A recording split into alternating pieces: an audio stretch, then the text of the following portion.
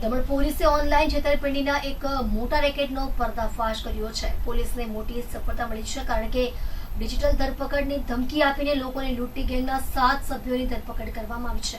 આ ગેંગે અત્યાર સુધી અનેક લોકો સાથે લાખો રૂપિયાની છેતરપિંડી કરી હોવાનું સામે આવ્યું છે. 2 ડિસેમ્બર 2024ના રોજ રાકેશ ચોરસિયા નામના વ્યક્તિએ દાભેલ પોલીસ સ્ટેશનમાં ફરિયાદ નોંધાવી હતી. ફરિયાદ અનુસાર 11 નવેમ્બરના રોજ સવારે એક અજાણ્યા નંબરથી ફોન આવ્યો. ફોન કરનાર ટેલિકોમ વિભાગનો અધિકારી હોવાનું કહી ફરિયાદી પર આરોપ મૂક્યો કે તેમના નામે એક સિમ કાર્ડથી ગેરકાયદેસર પ્રવૃત્તિ થઈ રહી છે અને ફરિયાદ પણ નોંધાઈ છે. આ પછી તેમને એક બીજાએ વિડીયો કોલ કરીને પોતાને મુંબઈ પોલીસ સ્ટેશનનો કર્મચારી જણાવી વોટ્સએપ પર નોટિસ મોકલી. ત્યારબાદ ડરનો લાભ લઈ તેમની પાસેથી બેંક વિગતો મેળવી તેઓ પાસેથી કુલ ₹27,09,000 હડપ કરી લીધા હતા. દાભેલ પોલીસે ગુનો નોંધ્યો અને આઈટી સેલની મદદથી ટેકનિકલ તપાસ શરૂ કરી. અલગ અલગ રાજ્યોમાં દબીશ આપી અને હરિયાણા, રાજસ્થાન, યુપી, મધ્યપ્રદેશ અને પશ્ચિમ બંગાળમાંથી ગેંગના 7 સભ્યોની ધરપકડ કરવામાં આવી છે. પોલીસ તપાસમાં સામે આવ્યું છે કે આ ગેંગ સામાન્ય લોકો પાસે તેમના બેંક ખાતા લેતા અને તેમાં થયેલ વ્યવહારોમાંથી 1-2% કમિશન આપવાનું કહેતા. બાદમાં એજન્ટો મારફતે વધુ ખાતા એકઠા કરી એ તમામનો ઉપયોગ છેતરપિંડી અને ઓનલાઈન ગેમિંગમાં પૈસા પધરાવવા માટે થતો હતો. દમણ પોલીસે અપીલ કરી છે કે લોકો આવા ફ્રોડથી સાવચેત રહે અને અજાણ્યા કોલ કે નોટિસ આવે તો તાત્કાલિક પોલીસનો સંપર્ક કરે. ये नवंबर 2024 का इंसिडेंट है जब कंप्लेनेंट जो विक्टिम है राकेश चौरसिया, उनकी तरफ से एक कंप्लेंट आई हमारे पास जिसमें उन्होंने बताया कि उनको एक फ़ोन नंबर से कॉल आया जिसमें उनको बताया गया कि जो विक्टिम है उनका जो फ़ोन नंबर आधार नंबर से उनका लिंक्ड है वो किसी एफआईआर में वांटेड है. तो इस बिना पे उनको डराया गया और उनको बताया गया कि उनको 3 महीने की जेल हो सकती है. उसके बाद वेरिफिकेशन करी जाएगी या फिर उनके पास दूसरी ऑप्शन है कि वो 24 घंटे में ऑनलाइन अपना वेरिफिकेशन करवा लें.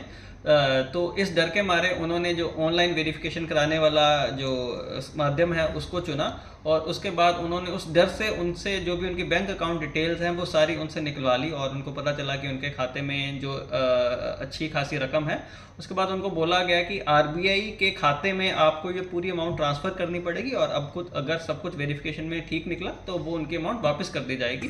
तो वो उस डर में उनसे ये उन्होंने 27 लाख 2 अलग अलग आरबीआई के नाम पे उन्होंने ट्रांसफ़र करवा ली. एक खाते में 20 लाख और एक खाते में 7 लाख. तो इस मामले में दिसंबर 2024 में एफआईआर दर्ज हुई थी. तो उसके बाद से हम लगातार इस केस की इन्वेस्टिगेशन कर रहे थे जिसमें अभी हमें सक्सेस मिला है. अलग अलग हमारी पुलिस टीम्स ने अलग अलग राज्यों में रेड करी.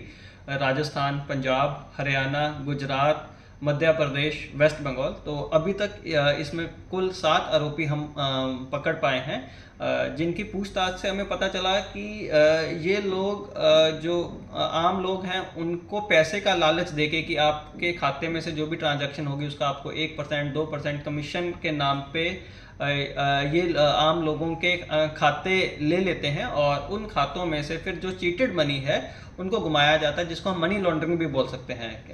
अगर वो एक ही खाते में से पूरा पैसा करेंगे तो उनको पकड़ना काफ़ी इजी हो जाएगा बट वो काफ़ी 50, 60, 100 खातों में से पूरी उस मनी चीटेड मनी का राउट करते हैं और इस तरीके से मनी लॉन्ड्रिंग को अंजाम देते हैं. तो इसमें टोटल हमने 7 आरोपी अभी तक पकड़े हैं जो अभी बिल्कुल रिसेंट 2 लोग हमने वेस्ट बंगाल से पकड़े हैं, अनीश और सिद्धार्थ विश्वास. वो इसमें एक मास्टरमाइंड उनको हम कह सकते हैं. जो उनका रोल है वो ये है कि वो लोगों से अकाउंट लेके उसके बाद जो उन्होंने एजेंट रखे हुए हैं उनसे वो अकाउंट कलेक्ट करते हैं और उसके बाद आगे उन अकाउंट्स को इन सब चीटेड मनी को राउट करने के लिए यूज़ किया जाता है. अभी तक कुछ आरोपी होने के चांसेस है सर इसमें?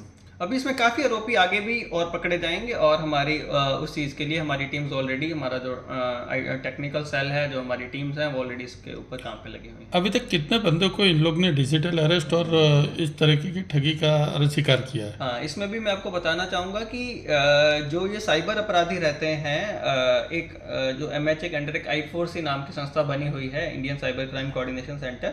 तो हम उसके साथ डाटा शेयर कर रहे हैं. जो भी हमें इन लोगों से फ़ोन मिले हैं वो फ़ोन नंबर, वो वो IMEI नंबर, वो सारा डाटा हम I4C के साथ शेयर कर रहे हैं, जिससे हमें पता चलेगा कि पूरे इंडिया में इन लोगों ने कितने लोगों के साथ ठगी करी है। बट ये लोगों का जैसे जो ये 2 मेन लोग हैं, ये इंदौर पुलिस का भी एक केस है जिसमें ये वांटेड है, तो भी हम इंदौर पुलिस को भी इन्फॉर्म कर रहे हैं, तो वो भी इन लोगों को रिमांड पे लेके जाएंगे। अभी तक की जो तपास हुई है उसमें ये लोग अरे बंदे को शिकार किस तरह से बनाते थे? उनको कोई टिप देता था कि ये बंदे के पास ज़्यादा पैसा है, या किस तरीके से इन लोग के पास इसका नंबर और ये सब जाता था?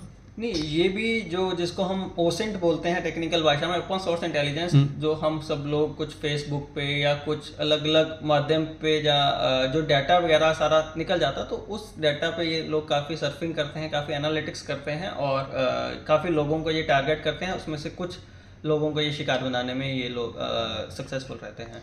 डिजिटल अरेस्ट का ये अरे पहला मामला है ना तमन में? ये हाँ जी, ये मामला, ये पहला मामला दर्ज हुआ था। और मैं इसमें आपके माध्यम से मेनली लोगों को भी अवेयर करना चाहूँगा कि लोग इस जो भी साइबर अपराध होता है वो कहीं ना कहीं 2 फैक्टर्स को लेके होता है, डर या लालच।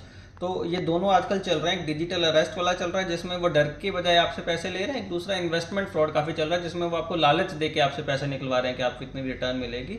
तो डिजिटल अरेस्ट नाम की कोई पुलिस कानून में कोई ऐसा प्रावधान नहीं है, ऐसा नहीं है। अभी काफ़ी इस चीज़ में अवेयरनेस भी चल रहा है पूरे इंडिया में और देखा गया कि अभी ये कम भी हो रहा है। तो एक तो लोग किसी भी ऐसे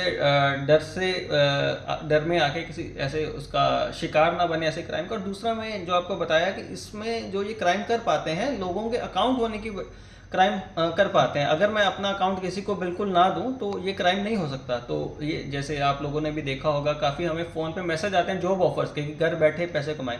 तो वो जो होता है उसमें यही रहता है, वो आपका अकाउंट लेते हैं, आपको कुछ थोड़े बहुत 1000-2000 आपको पैसे दे देते हैं। तो अगर आप अपना अकाउंट किसी ऐसी आपकी एक्टिविटी में यूज़ हुआ तो ये भी पनिशेबल ऑफेंस है और उसमें फिर आप लोगों की भी जो है कानून आपके अगेंस्ट भी, उसमें जो भी कार्रवाई है वो आपके अगेंस्ट होती है। तो अपना अकाउंट किसी को मत यूज़ करने के लिए दिया जाए। ओके।